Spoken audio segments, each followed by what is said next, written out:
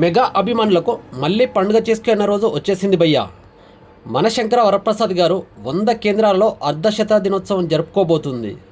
ఇది all time industry hit అని చెప్పొచ్చు. దాదాపు 400 కోట్ల గ్రాస్ని కలెక్ట్ చేయడమే కాకుండా 100 సెంటర్లలో 50 డేస్ జరుపుకోవడం అనేది మామూలు విషయం కాదు. ఇండియాలో ఉన్న అన్ని రీజన్ లాంగ్వేజ్లో ఇదే రికార్డ్. మళ్ళీ మనకు ఆ పాత రోజులను గుర్తు చేశారు మనశంకర వరప్రసాద్ గారు. సంక్రాంతి పండుగకి వచ్చిన ఈ సినిమా ఉగాది వరకు సందడి చేస్తోంది. ఇది ఒక్క మెగాస్టార్కే సొంతం. కొంతమంది యాంటీగాలు చిరంజీవి పని అయిపోయింది, ఆచార్య బోలశంకర్తో అనుకునే వాళ్ళకి ఈ సినిమాతో గట్టిగా సమాధానం ఇచ్చాడు.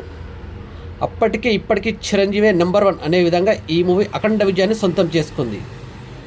చూస్తున్నారుగా, థియేటర్ల అడ్డైన ఆర్టీసీ క్రాస్ రోడ్స్ సంధ్యా థియేటర్లో చిరంజీవి ఇంకా వెంకటేష్లో భారీ కటౌట్లు. ఈ రోజులో 2-3 వారాల సినిమా థియేటర్లో నడవడే గగనమైన ఈ రోజుల్లో ఈ మూవీ వరుసగా 4 షోలతో 50 డేస్ కంప్లీట్ చేసుకొని అంతే వేగంగా ఓటీటీలో రిలీజ్ అయి ప్రకంపనలు సృష్టించేసింది. ఈ మూవీ ఇంతలా విజయం దక్కించుకోవడానికి కారణం ఫ్యామిలీ సెంటిమెంట్.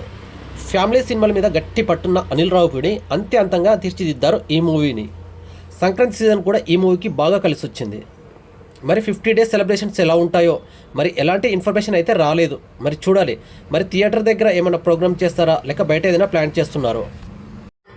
ఇక రేపే మనశంకర వరప్రసాద్ మూవీ ఈ థియేటర్లో చివరి రోజు.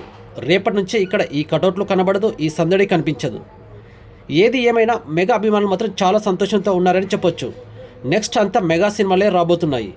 వరుసగా ఉస్తాద్ భగత్ సింగ్, పెద్ది, విశ్వంబర ఇలా వరుసగా మెగా బొనాంజా రూపంలో ఈ సమ్మర్కి సందడి చేయనున్నాయి.